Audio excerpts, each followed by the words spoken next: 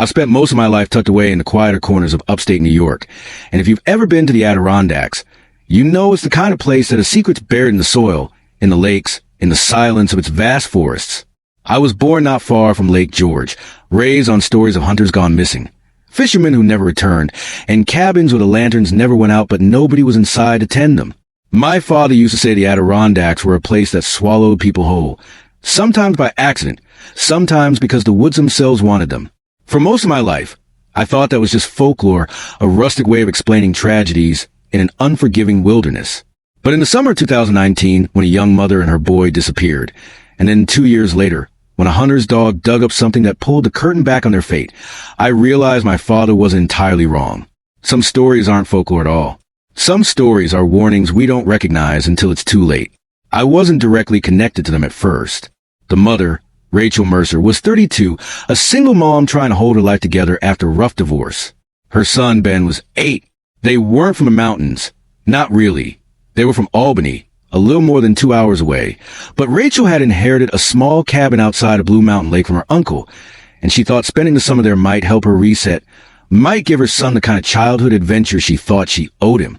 People in town said she was a good woman, quiet, polite, a little withdrawn, but always smiling when Ben was around. She showed up in June with boxes strapped to the roof of her Subaru and plans, I think, to stay through September. By mid-July, both of them had vanished. I remember the day I first heard about it.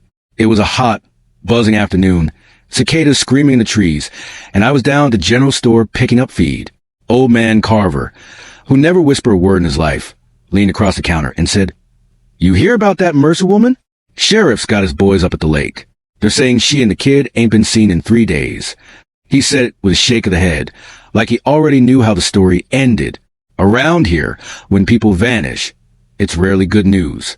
Maybe a bear, maybe a misstep on the rocks, maybe something colder. The sheriff's office brought in dogs, helicopters, even volunteers from all over Hamilton County. For 2 weeks, they combed the forest. I helped once, walking in long lines through brush and swamp with the others, calling out names into the trees. Rachel, Ben. My voice cracked more than once. There's something about calling a child's name in the woods and hearing nothing back that makes you feel like the forest itself is holding its breath. After 14 days, the search scaled back. The news trucks left. The posters on telephone poles grew sun-bleached and tattered. By autumn, most people assumed they drowned in the lake or gotten lost in the high peaks, their bodies hidden by terrain too wild for man to uncover. But here's the thing about the Adirondacks. Time doesn't erase much. It buries. It conceals. It waits. For 2 years, nothing surfaced. Life went on. But the story of Rachel and Ben lingered in the air like smoke, the kind that clings to your clothes long after the fire is burned out. I thought about them sometimes when I hiked, about the boys' laughter echoing through the pines, about the mother's soft steps on the cabin's old floorboards. I wondered if maybe they'd left on purpose, slipped away to start fresh somewhere else. But in my gut, I knew better. The forest had taken them. And then came October of 2021. A local hunter named Dale Ferguson was out with his dog, a mutt named Jasper. Dale's a man I've known since high school, gruff but decent. A guy who spent more nights under the stars than most of us spend in our own beds. He was tracking deer sign near a ridge not far from Blue Mountain Lake, where Rachel's cabin still sat, abandoned and boarded up. Jasper got to sniffing around the base of a spruce, scratching, whining, and digging like mad. Dale figured it was a rabbit hole, maybe a buried squirrel stash. But when the dog pulled out what looked like a piece of faded cloth, tangled with something pale and brittle, Dale froze. He told me, later the world seemed to tilt sideways, like the ground itself wanted to swallow him. Because sticking out of that soil, wrapped in weathered fabric, was a small human bone. The sheriff came back, of course. The state police too. And this time, they weren't looking for survivors. They cordoned off the area, combed the ground with forensic teams, and over the next 48 hours they unearthed enough to confirm what Dale's dog had stumbled upon. The remains of a child, matched by dental records to Ben Mercer. 2 years of silence, broken by a dog's restless paws. I was there, standing at the edge of the tape, when they carried the evidence bags down the slope. I'll never forget the look on the sheriff's face. Relief mixed with something darker. Finding Ben meant closure, but it also meant the question of what happened to Rachel had just gotten a whole lot heavier. Because she wasn't there. The woods had given back the boy, but not the mother. And that meant the mystery was only half solved. Maybe not solved at all. The town changed after that. Conversations grew hushed again. People whispered about Rachel, about whether she had harmed her own son and vanished into the wilderness, or whether something else entirely had taken place. I didn't want to believe the worst about her, but the questions wouldn't leave me alone. I'd seen her once at a gas station before she disappeared, been tugging on her sleeve, her eyes tired but kind. That wasn't the face of a woman about to do something monstrous. But then again, I'd learned a long time ago you can't always read a storm from clouds. For weeks after, I found myself drawn to the place. The ridge where Jasper had dug, the trails that wound around the abandoned Mercer cabin. Something in me wanted to know more, wanted to piece together what the forest had tried to hide. People told me to let it go, that the police would handle it, that stirring up the past would only darken my own nights. But I couldn't. Not after what Dale's dog had uncovered. Not after 2 years of silence. I felt like the woods had whispered a secret in my direction, and I owed it to the boy, to both of them, to listen. The thing about the Adirondacks is, if you linger long enough in its shadows, the forest starts speaking to you. Not in words, not in voices, but in gestures. The groan of leaning pine, the hush of a breeze that suddenly dies, the silence that swallows birdsong when you step into the wrong clearing. After Ben's remains were found, I started spending more time near Rachel's cabin, walking the deer paths she must have walked, standing on the porch where she likely sipped her morning coffee while her son played in the grass. It was abandoned, of course. The boards nailed across the windows had warped and grayed in the weather, the roof line sagged, and weeds had conquered the front yard. But when I stood there, I could almost see them. Rachel brushing the boy's hair from his face, Ben holding a stick like a sword, laughing as he fought invisible dragons. That image haunted me more than the bone fragments did. People said I was obsessed, and maybe they were right. Dale, the hunter whose dog had made the discovery, told me more than once to back off. The woods gave us what they want to give, he said. Leave the rest buried. But I couldn't. Not when the story felt unfinished. Not when Rachel was still out there somewhere, or something of her was. You don't just vanish from this world without a trace. Not unless someone or something makes damn sure of it. The sheriff's department treated the case like an old wound reopened. They had forensics dig deeper, but no other remains turned up. They canvassed the area, questioned people all over again, but it had been 2 years. Memories fade, details blur, and those who might have seen something had long since buried it under the dust of daily life. Still, whispers floated around town. Some believed Rachel had harmed her own son and tried to disappear into the wilderness. Others believed she'd been the victim of someone else. A few old-timers leaned toward the darker folklore of the Adirondacks, the idea that the forest itself had a hand in taking them. Now, I'm not a man who buys into campfire tales easily, but you spend enough time alone in those woods, and you realize the line between fact and folklore isn't always as sharp as people want it to be. There are places where compasses fail, where cell phones die, where the air feels heavier or thicker, like it's holding something you're not meant to touch. Rachel's cabin sat not far from one of those places, an overgrown trail locals called Widow's Cut. They said decades ago a woman had disappeared there, her body never found, her cries still echoing on windy nights. Kids dared each other to walk its length, but most never made it past the first bend. I've been down a time or two myself, and I'll tell you, the silence there felt different. Not peaceful, watchful. One evening in late October, not long after Ben's bones were identified, I walked that trail again. The sun was bleeding out behind the trees, the air sharp with the promise of frost. I carried a flashlight, though I barely used it, letting the dusk guide me. About a quarter mile in, I stopped dead. The ground ahead looked disturbed, not freshly, but as though years ago someone had dug there and let time try to cover the wound. My heart thudded against my ribs. I knelt, brushed away the leaves, and felt my fingers scrape the edge of old cloth buried shallow. For a moment, I thought I'd found Rachel, but when I pulled harder, what I uncovered wasn't human remains. It was a shoe, small, cracked leather, coated with soil. Next to it, half buried, was a rusted thermos, its lid missing. I recognized the brand. Cheap, something a mother might buy for a child. My chest tightened. I bagged them both, brought them straight to the sheriff. He looked at me like I was chasing ghosts. But when the lab ran tests, they confirmed the items belonged to Rachel and Ben. It was proof they'd been on that trail. Proof they hadn't just vanished into thin air. Proof, maybe, that someone had wanted their things hidden. The discovery reignited the case. Reporters returned, their vans clogging up the diner parking lot. The sheriff held a press conference, standing stiff as stone under the American flag, insisting they were following every lead. But behind closed doors, I knew they were running in circles. Too much time had passed. Too much evidence had rotted away under rain and snow. For me, though, the thermos and shoe weren't the end. They were a beginning. They told me I was on the right trail, even if it meant walking deeper into the shadows than I'd ever dared before. That winter was brutal. Snow came early, draping the mountains in silence. I hiked often, snowshoes strapped to my boots, searching near Widow's Cut for anything the earth might have refused to keep buried. Sometimes I'd find scraps, buttons, a hairpin, fragments of toys half rotted by weather.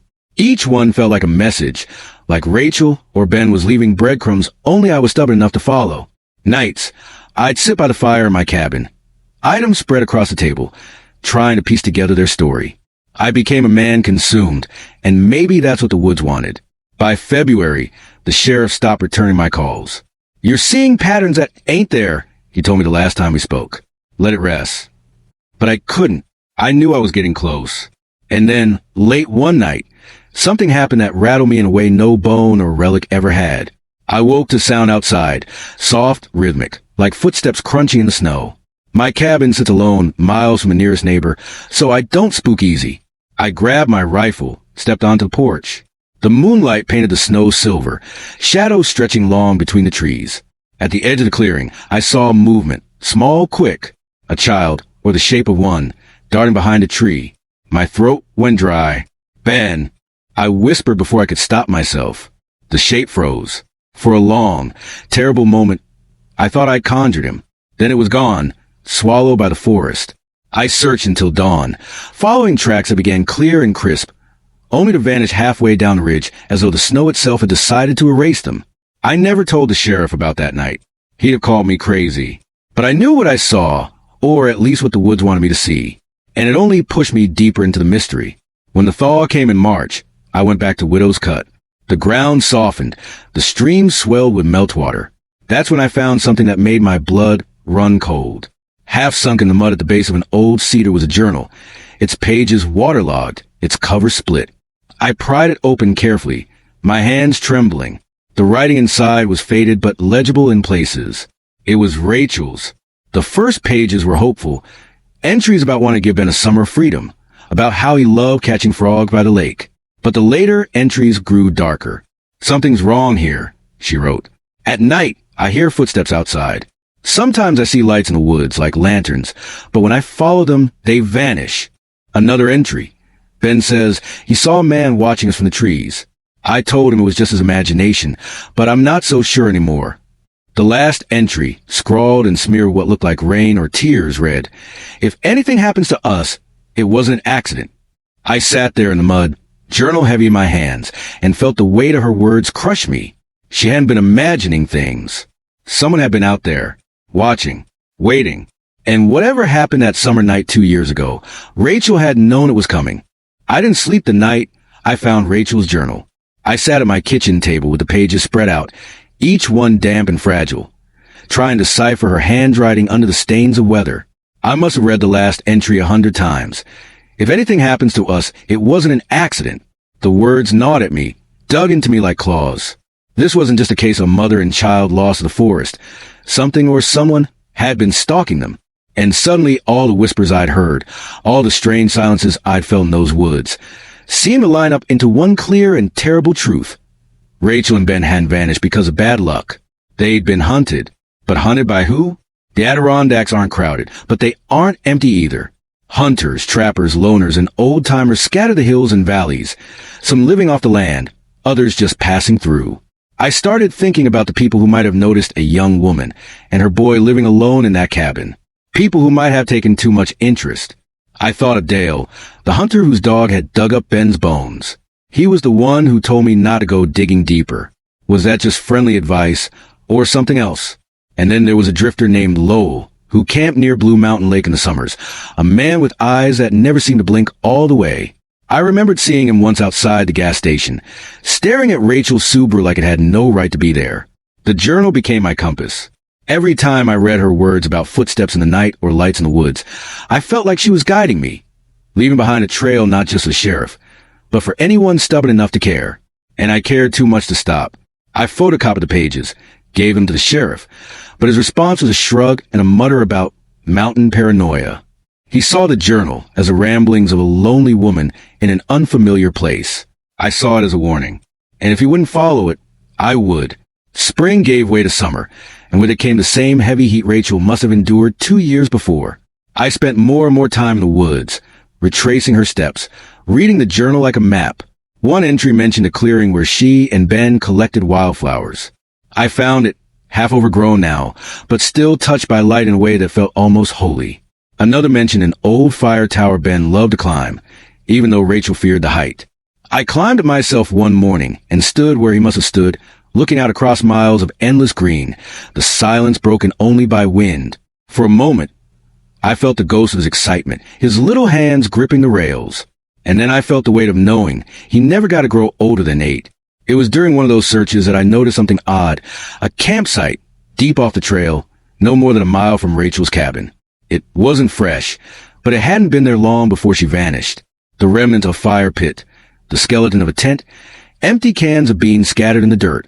Whoever had stayed there hadn't want to be found. They'd tucked the site away in a hollow where the trees grew thickest. But from there, you could see straight through to the back of Rachel's cabin if you crouched just right. I stood in that hollow for a long time, the hairs on my arms stiff as nails, realizing what it meant. Someone had been watching her, not for a night, not by accident, but long enough to camp there, long enough to learn her routines, her fears, her vulnerabilities.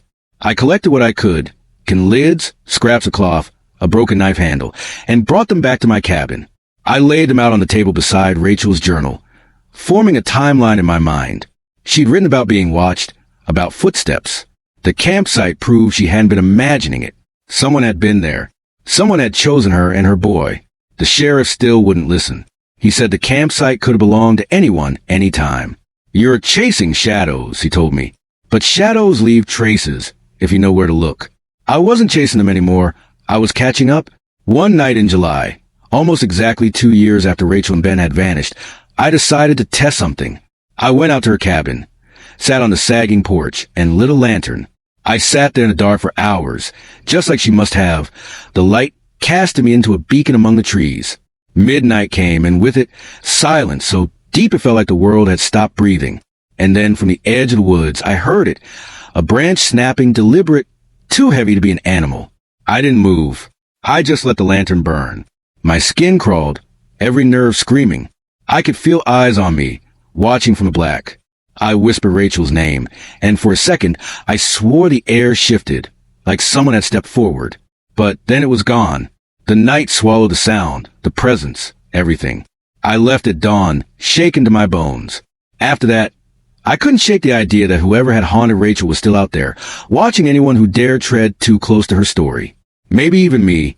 The thought should have scared me away, but instead it anchored me deeper. If Rachel had faced that terror with nothing but her boy to protect, then I owed it to her memory to keep going. In August, my persistence finally cracked something open. I was combing through county records, old maps, anything I could find that might connect the dots, when I stumbled across a report from 2003. A hiker, female, had gone missing not far from Widow's Cut. Search teams scoured the area, but never found her. The only clue, her abandoned campsite, with a journal that mentioned a man in the woods, always watching. The similarities were too sharp to ignore. 2 women, years apart, both sensing eyes on them, both vanishing in the same stretch of forest. I dug deeper and found whispers of even older cases, women who had disappeared in the Adirondacks under strange circumstances, most near Blue Mountain Lake. The pattern stretched back decades. That's when it hit me like a punch to the gut. This wasn't random. Rachel and Ben weren't the first. They were just the most recent. Someone or something had been haunting that forest for years, maybe generations. And the Mercer case was just one thread in a tapestry too big and too dark for sheriff to admit existed. I sat alone in my cabin that night. The journal open, the artifact spread out, and I realized something else. Whoever was out there didn't just take Rachel and Ben. They wanted the story buried. That's why the woods gave us the boy, but not the mother. That's why every time I got close, something or someone tried to scare me off. The truth wasn't just lost. It was being kept. Once the idea took hold that Rachel and Ben weren't the first to vanish, my nights changed. Sleep no longer came easy. I'd lie awake listening for sounds outside my cabin, for the shuffle of boots in the dirt or the crack of a branch under weight that didn't belong to deer. Every shadow through my window looked like it carried shoulders and arms. Every whisper of wind seemed to carry a warning. But underneath the fear, a grim determination burned. I couldn't let go now, not when the story stretched further back than anyone had admitted, not when I could almost feel Rachel's last desperate plea echoing through those journal pages. So I went hunting for ghosts. Not the kind that rattle chains, but the kind that live in old newsprint and courthouse archives.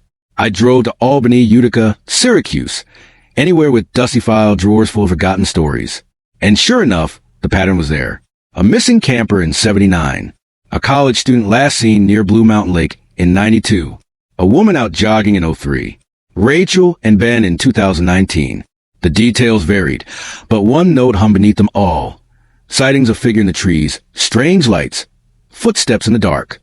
The forest wasn't swallowing these people whole. It was feeding someone's appetite. By the end of that summer, I'd filled a whole binder with clippings and maps. At first, it gave me a sense of control, like I was pulling threads together into a rope I could finally climb. But the more I gathered, the darker it felt, because the stories weren't fading. They were converging, circling one place, Widow's Cut. Every disappearance tied back to that cursed trail, that sliver of earth where Rachel's thermos had surfaced, where her journal had nearly rotted into nothing. The woods weren't random. They were a snare, and Widow's Cut was a knot. I told Dale about my findings one night over beers. He listened, silent, his big hands wrapped around the bottle, knuckles pale. When I was finished, he shook his head. "You're gonna get yourself killed chasing this," he said. His voice was gravel, low and steady. "The sheriff's right. You're digging where the ground don't want you. Let the dead lie." But I couldn't. And deep down, I think Dale knew it, because before he left, he clapped my shoulder and muttered, "If you go up there again, don't go alone." I took his advice, not entirely. The next time I returned to Widow's Cut, I brought Jasper. The dog's nose had found Ben, and I trusted it more than I trusted any man. We set out early, morning fog, still clinging to the pines. Jasper darted ahead, ears perked, tail stiff. Every few minutes he'd stop, sniff the ground, then whine like he smelled something foul. I followed him deeper than I'd ever gone, until the trail thinned into nothing but deer tracks and damp earth. That's when Jasper froze, hackles raised, a low growl rumbling from his chest. I lifted my rifle, scanning the trees. The forest was quiet, too quiet. No birds, no squirrels, nothing but the sound of my own breath. Then I saw it, a figure just barely between the trees. Tall, thin, unmoving, watching. "Hey!" I shouted, my voice cracking. The figure didn't flinch. It just stood there, a dark slash against the green. I took a step forward, and in the blink of an eye, it was gone. No sound, no movement, just gone. Jasper barked and lunged toward the spot, but when we reached it, there were no tracks. No sign anyone had been there at all. I left the woods shaking, skin clammy, rifle heavy in my arms. I'd wanted proof, and I'd gotten it. Not the kind I could bring to the sheriff, but the kind that gets etched into your marrow. Rachel hadn't been paranoid. She hadn't been imagining footsteps or lights. Someone had been there, and now they were watching me. For days afterward, I caught myself checking over my shoulder. At the gas station, I swore I saw the same pair of eyes staring from a truck across the lot. But when I turned, it pulled away. At night, I'd hear tapping on my cabin walls, soft and patient, like fingers drumming wood. I told myself it was branches and wind, but branches don't keep rhythm. I should have walked away, I know that, but instead I dove deeper. If Widow's Cut was a knot, then I had to untangle it. I spent hours scouring old logging maps, trying to understand why that patch of forest had teeth. And then I found something curious. Back in the early 1900s, before the state claimed the land, there had been a logging camp near that trail. A dozen men lived and worked there, until one night, the camp went silent. When search parties finally checked, they found the place abandoned, tools dropped mid-swing, meals half-eaten. Not a trace of the loggers themselves. No bodies, no blood, just gone. Locals said the camp was cursed, that the woods didn't want to be cut, that they'd taken their revenge. But I didn't buy that. Not exactly. What if someone had been there even then? What if someone had claimed that place, using its reputation as camouflage for something darker? A hunter of people hiding behind folklore. The theory gnawed at me until I could barely eat. Every day I told myself I'd leave it alone, and every night I found myself back at the table, Rachel's journal in one hand, maps in the other. And then, one night in September, I heard something that pushed me over the edge. It was just past midnight when the sound came, a scream, faint, distant, carried on the wind. High-pitched, panicked, a woman's scream. I bolted upright, heart slamming, ears straining.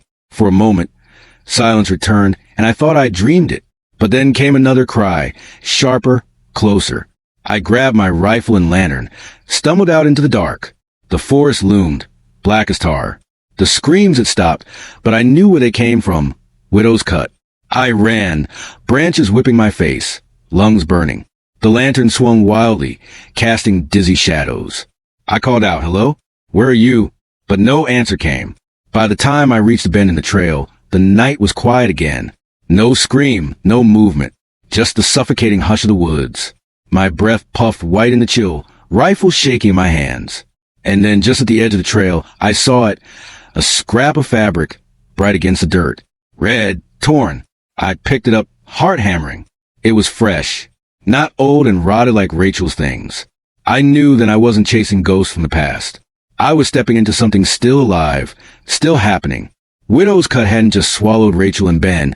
It was still hungry. And whatever haunted those woods wasn't finished. That scrap of red fabric changed everything for me.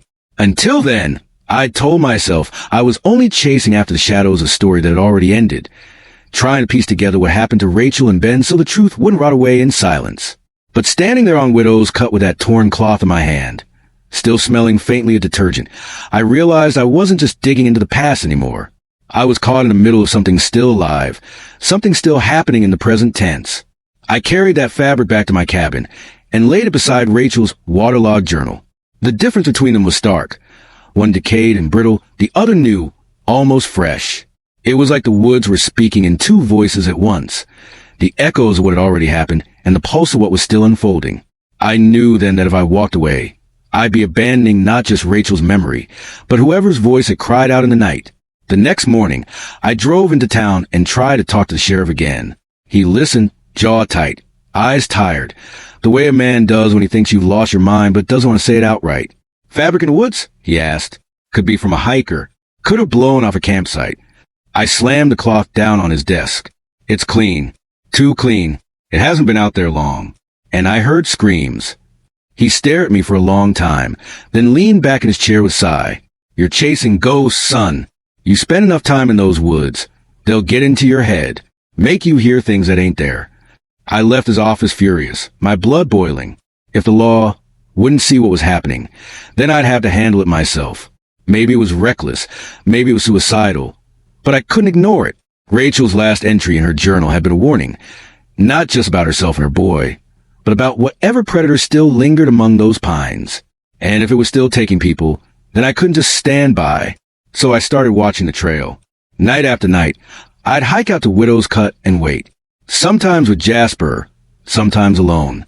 I'd sit behind fallen logs, lantern dimmed, rifle across my lap, eyes straining into the dark. Hours would pass with nothing but the moan of trees and the wind. But sometimes I'd hear it. The crunch of footsteps that weren't mine. The faint glimmer of light bobbing between the trees, as if someone carried a lantern but didn't want to be seen. And once, just once, I caught a whiff of something foul, like sweat gone rancid, hanging in the air for a moment before the breeze carried it away. Each time it happened, I felt myself sliding further into the same paranoia that Rachel had captured in her journal. But unlike her, I had her words as proof I wasn't imagining it. The same thing that stalker was stalking me. And that meant if I pushed hard enough, I might finally corner it. In late September, I brought trail cameras. I strapped them to trees at different bends in the path, angles covering the hollow where I'd found that hidden campsite years before. For days I checked them, sifting through image after image of deer, raccoons, shadows of branches swaying in the wind. But then one morning, I found something that turned my stomach to ice. At 2:47 a.m. on a Tuesday, the camera had captured a figure. Human, tall, thin, the face blurred, head tilted in a way that looked unnatural. And the worst part? The figure wasn't walking down the trail. It was crouched, staring directly at the camera, as if it had known it was there all along. I must have stared at that grainy photo for an hour, while creeping up my throat. Proof. Not just footsteps or lights or screams carried on the wind. Flesh and blood proof that someone haunted that trail the same way Rachel had written about. I showed the picture to Dale first. He studied it, his face grave, then handed it back without a word. "That's no hiker," he finally muttered. "That's someone who knows how to move out here." He looked at me hard. "You can't do this alone anymore." But I already was. I could feel the noose tightening, the circle shrinking. If I stopped, if I pulled back, I'd never forgive myself. So I kept going. One night, I set up near the fire tower Rachel had written about in her journal. I thought maybe the height would give me a vantage point. Let me see whatever prowled those woods. The climb was slow, each creak of the ladder loud in the night. At the top, the view stretched endless. Waves of treetops under a pale moon, the lake glinting like silver. It was almost beautiful enough to make me forget why I was there. Almost. Then I heard it. A laugh. Low, broken, drifting through the trees. Not a child's laugh, not quite a man's. Something in between warped. My blood went cold. I pressed my back to the tower rail, straining to hear. The laugh came again, closer this time, and then silence. I didn't see anything that night.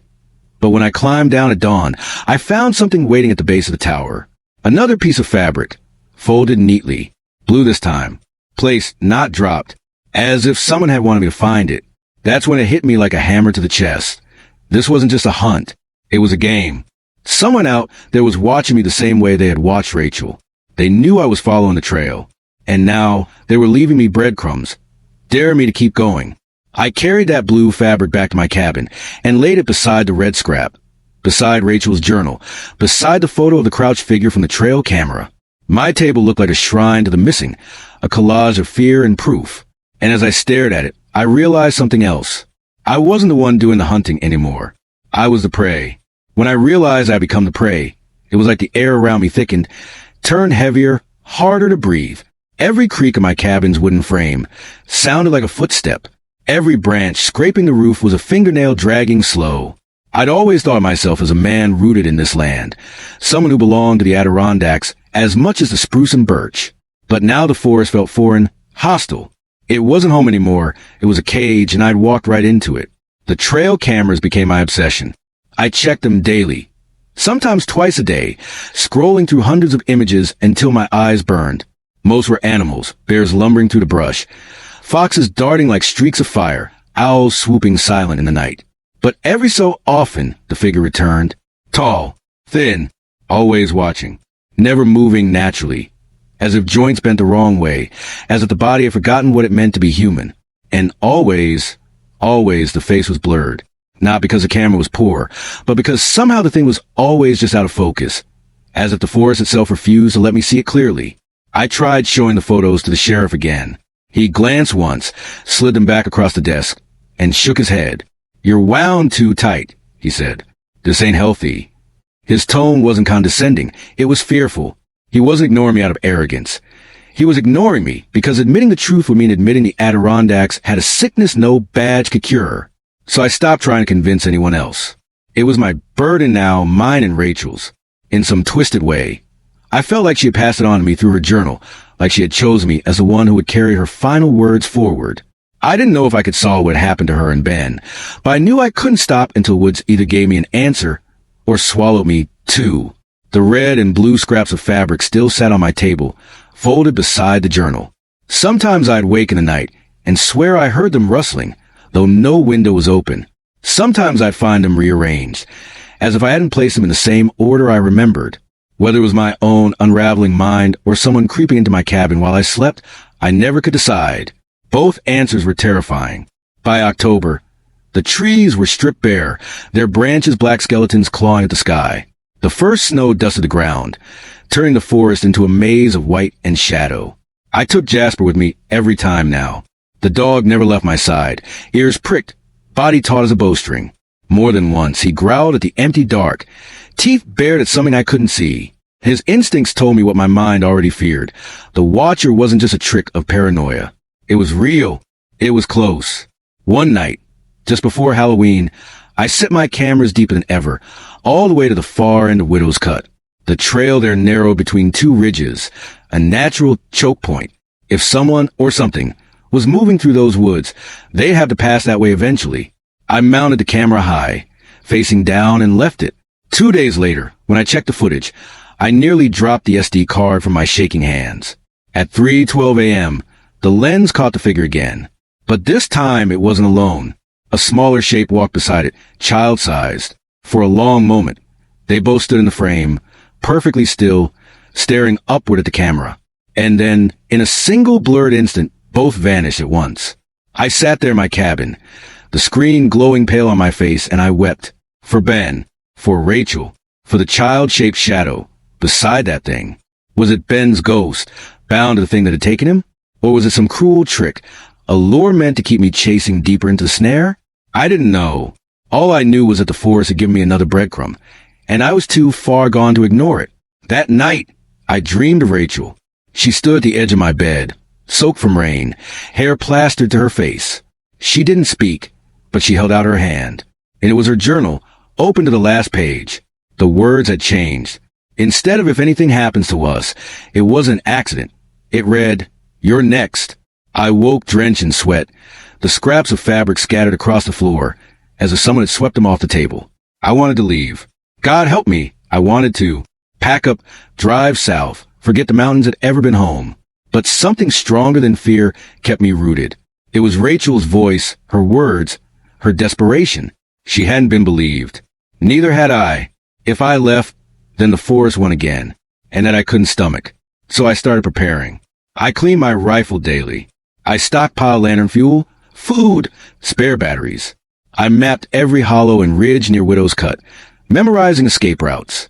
And then, one night when the moon was full and the snow reflected its light like bone, I set out to confront it. Jasper trotted at my side, breath steaming, paws crunching the snow. The woods were silent, too silent, like the animals had abandoned the place entirely. My lantern swung, throwing shadows that bent and twisted. Every step felt like I was walking deeper into a mouth that was closing behind me. We reached a choke point near the ridges just past midnight. I set the lantern on the ground, its glow spilling pale across the snow, and waited. My heart hammered, so loud I was sure it would give me away. Jasper growled low, hackles stiff, and then, at the edge of the light, it appeared. Tall, thin, bent wrong. Its face was pale, featureless, blurred even to my naked eye. It didn't move like a man. It drifted, shoulders jerking in little spasms. And beside it, small as a shadow, was the figure of a child. Both stopped at the rim of the lantern's glow. I raised my rifle. My finger trembled on the trigger, but I couldn't fire. Not when the child lifted its head and I saw, clear as day, the outline of Ben Mercer's face. The rifle was heavy in my hands, heavier than it had ever felt before. My breath fogged in the freezing air, my pulse drummed in my ears. Ben's face, or what looked like Ben's face, stared back at me from the small shadow standing beside the thing. I wanted to scream, to demand answers, to run, but my body was locked between terror and disbelief. The woods had always been cruel, but never this cruel. To dangle a child's ghost, to twist a mother's final hope into a weapon. That was a cruelty beyond anything I thought the Adirondacks capable of.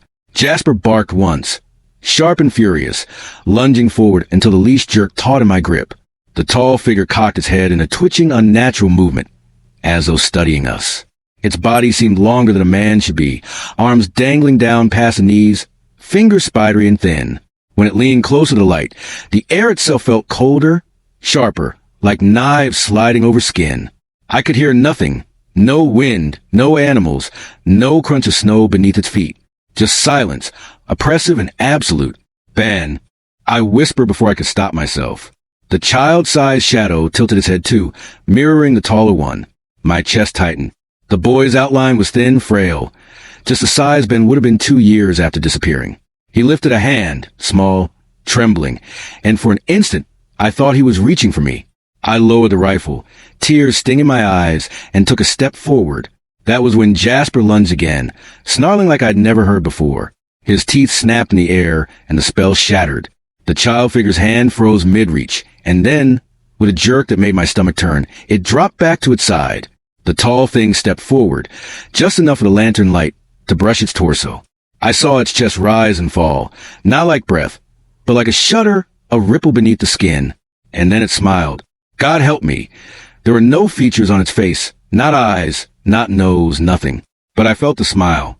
It was in my head, in my bones, twisting through my veins. A sick kind of joy, a promise of something I didn't want to understand. The child shadow leaned against it, like a son beside a father. That was when I knew this wasn't Ben. Or, if it wasn't Ben anymore. My finger found the trigger, finally, and I fired. The shot cracked through the silence, echoing off the ridges. The tall figure jerked backward, but not like something wounded, like something playing at the idea of being struck. The child vanished first, dissolving into the dark like smoke. The tall figure lingered a heartbeat longer, then folded into the shadows until nothing was left but trees and snow. I stood shaking, the rifle still raised, Jasper barking himself hoarse. The lantern flickered, guttered, then went out, leaving us in blackness, so thick I could barely see my own hands. My knees buckled, and I dropped to the snow, clutching Jasper's fur just to remind myself I was still here, still alive. The days after blurred together. I barely slept. Every time I closed my eyes, I saw Rachel at my bedside again, whispering words I couldn't quite hear. I checked the trail cameras obsessively, but they caught nothing, no figures, no shadows, no Ben. It was as if the forest had decided to hide its hand again, letting me stew in uncertainty. And that uncertainty ate at me. Was Ben's soul truly bound to that thing? Had I seen his face, or only what wanted me to see? If Rachel's last words in her journal were right, that it was an accident, then who or what had taken them? And why show itself to me now? I went back to Widow's Cut a week later, desperate for answers. The snow was deeper, muffling my steps. The ridges loomed overhead like watchtowers, the trees skeletal against a steel-gray sky. I set the lantern in the same place, rifle across my knees, and waited. Hours passed. Jasper curled against me, uneasy, whining every so often. My own thoughts circled, darker each time. It wasn't until the moon slid past the tree line that I heard it. Not footsteps, not breathing, but laughter. A child's laughter, thin and distant, echoing between the ridges. My blood froze. Jasper growled, hackles up, staring into the darkness where the sound had come from. Ben! I whispered again, though I hated myself for it. The laughter stopped. The silence that followed was worse than the sound. And then, from the corner of my eye, I saw movement, a flicker of red and blue, scraps of fabric fluttering as if caught on a breeze. They drifted between the trees, beckoning me deeper into the dark. I followed. I don't know why. Maybe I hoped I'd find Ben alive after all, some miracle survivor wandering the woods. Maybe I hoped Rachel's spirit had left me a sign. Or maybe the forest had simply broken me enough that I couldn't resist its pull anymore. The trail narrowed, branches clawing at my jacket, snow crunching underfoot. The scraps of fabric glowed faintly, impossibly, leading me farther and farther until the terrain dipped into a hollow I'd never seen before. At the center of it stood a stone circle, ancient and moss-covered, half buried in snow. Inside the circle, the scraps of fabric lay arranged like petals around an empty space. Jasper whined, pulling back on the leash, refusing to step closer. My breath caught as I looked at the stones. They weren't natural. Each was carved, worn by time but unmistakable. Symbols etched deep into their faces, spirals and lines that seemed to shift if I stared too long. The air inside the circle shimmered faintly, like heat rising from pavement. And then I heard her, Rachel's voice. Help us. It was faint, carried on the wind, but it was her. I knew it was her. I stepped closer to the circle, ignoring Jasper's frantic tugging. My boot crossed the threshold, and instantly the air grew heavier, pressing on my chest. The silence was absolute. No wind, no animals, no breath but my own. Rachel, I said, my voice shaking. The empty space at the center of the circle rippled like water. A figure began to form, hazy at first, then clearer, a woman, drenched in rain, hair plastered to her face, just as I had seen her in my dreams. She reached out a hand to me. Behind her, a smaller figure stirred. A boy. Ben. I whispered, but as the image sharpened, I saw their faces twist.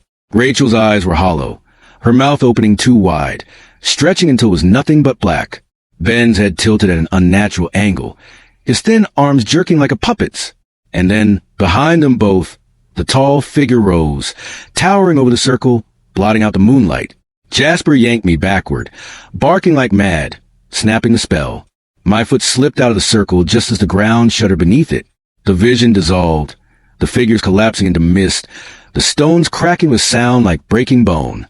I stumbled into the snow, dragging Jasper with me, heart hammering so hard I thought it might stop. The circle was gone. Just bare ground, smooth and unbroken, as if nothing had ever stood there. I ran. I don't even remember how I made it back to the cabin, only that by the time I burst through the door and dropped the lantern, I was sobbing. Jasper curled against me, trembling, and I held him like a drowning man clutching driftwood. That was the moment I knew there was no saving Rachel, no saving Ben. Whatever had taken them had consumed them, twisted them, and now it wanted me. And the worst part? I was already halfway gone. I don't know how many days I stayed inside the cabin after that. I kept the fire burning, even when I didn't need the heat, just to see something alive, something I controlled. Every sound outside made me jump. Every shadow on the wall looked like it was stretching too far. I stopped answering the phone, stopped checking my emails, stopped caring about anything except the weight pressing down on me. The woods weren't just out there anymore. They were inside me. They had followed me back from that stone circle, wormed into my thoughts, nested in the hollow places grief had carved. Jasper was the only thing keeping me tethered. He lay across my legs at night, keeping me grounded when the dreams clawed through me. Dreams of Rachel, standing at the foot of my bed, dripping with rain. Dreams of Ben, standing in the doorway, head cocked at that awful angle, whispering, "Come play." I would wake up drenched in sweat, the sheets twisted around me, heart hammering like I'd been running. Sometimes I'd smell the forest in the room. Wet earth, pine needles, that sharp rot that clung to widow's cut. I thought about leaving, packing up the truck, driving south until the mountains were nothing but a memory. But deep down, I knew it wouldn't matter. You can't outrun something that doesn't live in the world the way you do. It wasn't bound by roads or borders. It was bound to me. The breaking point came on a night when the snow was falling so thick I couldn't see the trees from the porch. I was staring into the fire, Jasper asleep at my feet, when I heard it. A knock, soft, deliberate, at the cabin door. My blood ran cold. Nobody comes out here. Not in weather like this. Not ever. I didn't move at first. Just listened. The knock came again, louder this time. Jasper's head shot up, a low growl rumbling in his chest. I stood, rifle in hand, hard in my throat. For a long moment, I just stared at the door, every muscle in me screaming not to open it. Then a voice. Small, fragile. "Daddy?" The rifle almost slipped from my hands. My breath caught like I'd been punched. I hadn't heard that word in years, not since Ben vanished. And yet, there it was, muffled through the wood. "Daddy, let me in. It's cold." Tears blurred my vision. My knees felt weak. I wanted so badly to throw open that door, to scoop him up, to undo the last 2 years of nightmares in a single embrace. But Jasper's growl deepened, his body rigid, teeth bared at the door. He knew. He knew. I didn't open it. The voice outside shifted. The plea turned sour. The words bent wrong. "Daddy, let me in. Let me in." The last part was a scream, guttural and violent, not Ben's voice at all. The door rattled in its frame. Snow fell from the roof as the whole cabin shuddered. I stumbled back, raising the rifle, though I knew it was useless. Jasper barked furiously, his body straining between me and the door. And then silence. I stood there shaking, finger on the trigger, listening to my own ragged breaths. When I finally found the courage to crack the door open, the storm had stopped. The snow was untouched. No footprints. No sign anyone had ever been there. That was when I realized this wasn't about Rachel anymore. Or Ben. This was about me. The thing in the woods had decided I belonged to it now. I tried to fight back in my own way. I set up cameras all around the cabin, motion sensors, floodlights. I told myself if I could capture proof, maybe I could break free from its grip. But the cameras always failed when I needed them most. Batteries drained overnight. Lenses fogged even when sealed. And yet, the motion sensor still clicked on at 3 a.m., one after another, as if something invisible was circling the cabin. I stopped trusting technology. I stopped trusting time. Days bled together, the sun rising and falling like a trick I couldn't hold on to. I started hearing whispers even in daylight, voices threading through the trees. Sometimes it was Rachel. Sometimes Ben. Sometimes strangers, their words too garbled to understand. But the laughter, that stayed clear, a child's laughter, circling me whenever I stepped outside. I think the woods wanted me to join them, to step off the porch and never come back. I felt the pull stronger each day, like gravity tugging at my bones. The stone circle had cracked, but someone had replaced it. Some tether I couldn't see, binding me tighter and tighter. The end came on a night like no other.